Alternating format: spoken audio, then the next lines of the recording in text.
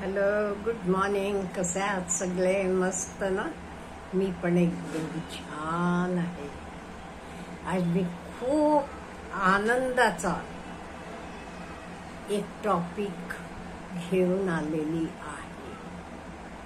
हे बघा, आपले सगळ्यांना आपण आहोत ते परिस्थितीपेक्षा वरचे जरा आर्थिक परिस्थितीत जायचं असते.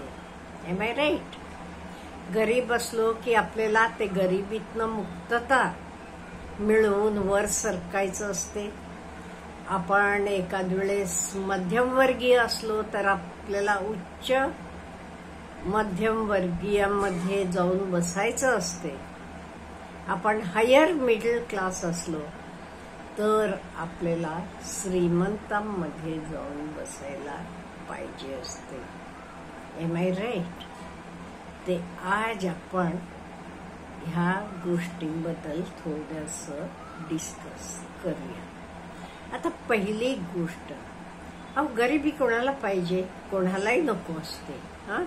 गरीब राहायला कोणालाही नको असते. मग ह्या गरिबीतनं आपण मुक्तता का मिळवायची किंवा कशी मिळवायची? आणि गरिबांची कंडिशन काय होते माहितीये का? सपोज त्यांचं इन्कम 15,000 असलं की त्यातले नेसेसिटीज ऑफ लाईफ म्हणजे खाणं पिणं, लाईट, पाणी, भाडं, ह्या गोष्टींसाठी त्यांचं मेजॉरिटी ऑफ द इन्कम खर्च होते. कळलं? त्यांचे इन्कम मधलं जास्तीत जास्त पैसे नेसेसिटीज ऑफ लाईफ खरेदी करण्यासाठी किंवा नेसेसिटीज ऑफ लाईफ साठीच खर्च होतात. मग त्यांच्याकडे सेव्हिंग्स काही उरते का? नाहीये. बिलकुल सेव्हिंग्स काही उरत नाही. मग ते श्रीमंत कसं बनायचं ते हे बघा. एक लक्षात ठेवा, खर्च कमी करून कोणी श्रीमंत बनत नाहीये.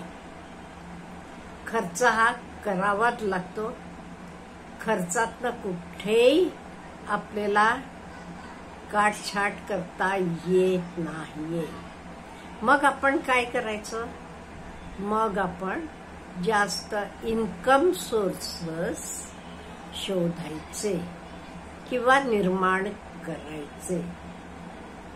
आणि हे निर्माण करायला तर पाहिजेच.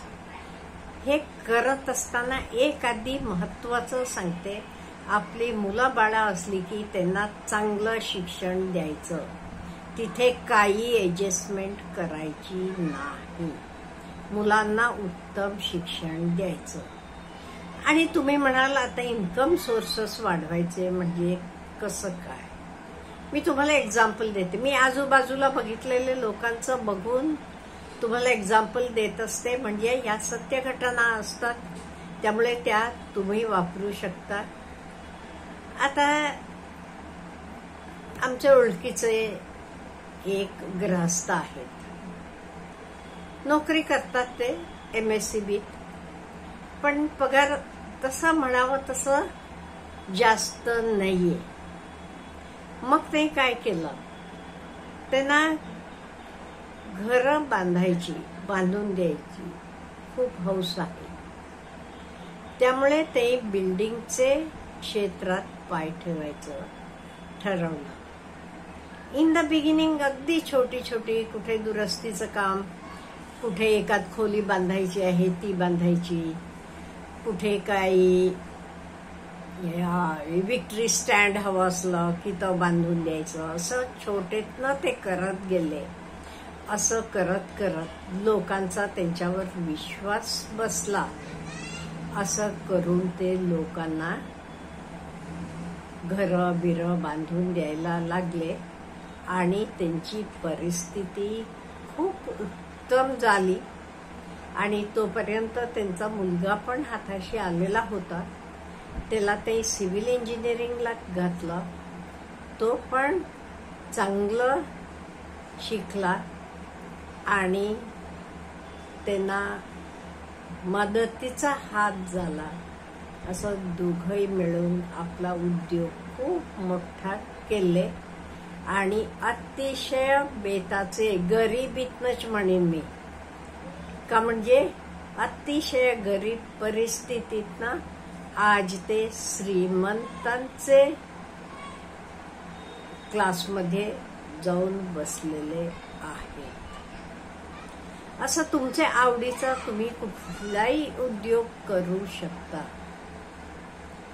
तुमच्या आवडीचा, तुम्हाला ते पॅशन पाहिजे. लेडीज असल्या की तुम्हाला सपोज ब्युटी पार्लर आवड आहे, ब्युटी पार्लर तुम्ही घालू शकता. किंवा तुम्हाला शिवण म्हणा, बिझनेसचा आवड असेल, ते कितीतरी बायका मी बघितले घरात ते सगळे पैसे प्रकारचे कपडे आणून विकतात, हे सगळं करतात. तसं तुमचे आवडीचं तुम्ही करू शकता. आणि एक लक्षात ठेवा, करताना एकदम मी मोठा होणार म्हणून चालत नाही. आपण बिल्डिंग बांधताना वरनं खाली येतो का खालनं वर जातो? खालनं वर जातो ना. त्यामुळे कुठली गोष्ट छोटेतनं मोठी होते. एक मूल जन्मते तेव्हा कसं असते तर छोटं असते, मग हळूहळू मोठं होत जाते. तुम्ही रोपटं लावता, हळूहळू तर मोठं वृक्ष बनते. तसंच आयुष्यात पण कुठलाही उद्योग असू देत, काही असू देत, एकदम मोठं करायचे मागे जाऊ नका. छोटेतनं पुढे पुढे जावा. आणि हे करताना आणि एक मुख्य म्हणजे आपल्याला आपली मानसिकता बदलायला पाहिजे. माइंडसेट म्हणतो. माइंडसेट, गरिबांची माइंडसेट काय असते माहितीये? गरीब म्हणजे गरिबीची माइंडसेट म्हणेन मी, गरिबांची म्हणत नाही. गरिबीची माइंडसेट असते, आता मी 10 लाख घातले की 10,000 होतील, मी पैसा माझा जाईल, हा माइंडसेट असते. ही माइंडसेट आपण बदलायला पाहिजे. आपण रिस्क घ्यायला तयार असायला पाहिजे आणि रिस्क घ्यायला पाहिजे. कॅल्क्युलेटेड रिस्क म्हणते मी. आणि तुम्ही 7 उद्योग करता, 7ही उद्योगात तुम्हाला एकदम भरभरून यश मिळेल असं नाही. 1-2 उद्योग तुमचे तोटेच पण जाऊ शकतात. म्हणजे रिस्क घ्यायची पण मनाची तयारी पाहिजे. हे काय म्हणायला पाहिजे, 10 मी करलं की ते 1-2. त्यामुळे रिस्क घ्यायची कायम तयारी ठेवा. हे बघा, रिस्क घेतल्याशिवाय तुम्ही वरची पायरी गाठू शकत नाही.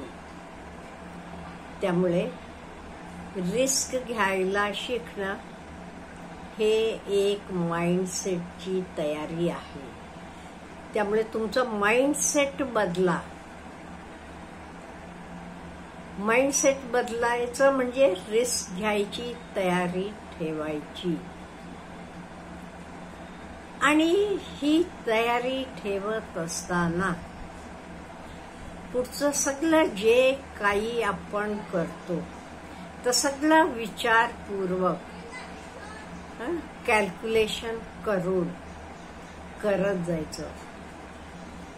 कुठलाही उद्योग असं नाहीये आज तुम्ही चालू केलात उद्याला तुम्हाला एकदम अफाट पैसा मिळेल, प्रसिद्धी मिळेल, नाव मिळेल, नाही. वेळ लागतो. त्यामुळे हे पेशन्स पाहिजे. आणि 1 महिना, वर्ष, 2 वर्ष झालं नाही म्हणून सोडून द्यायचं का नाही. चिकाटी पाहिजे, कन्सिस्टन्सी पाहिजे, परसिस्टन्स पाहिजे, पेशन्स पाहिजे. हे सगळं आपल्याला आपले अंगात हे गुण डेव्हलप करायला पाहिजे. हे सगळे काय आहेत? हे सगळे रिच माइंडसेटचे गुण आहेत. आणि एकात तुम्ही कुठल्याही उद्योगावर अवलंबून राहू नका. तुम्हाला एकापेक्षा जास्त इन्कम सोर्सेस निर्माण करायचे आहेत. त्यामुळे आणि जास्त इन्कम सोर्सेस निर्माण करा. आणि हे पैसे कसे इन्व्हेस्ट करायचे ह्याचं सुद्धा तुम्हाला ज्ञान पाहिजे.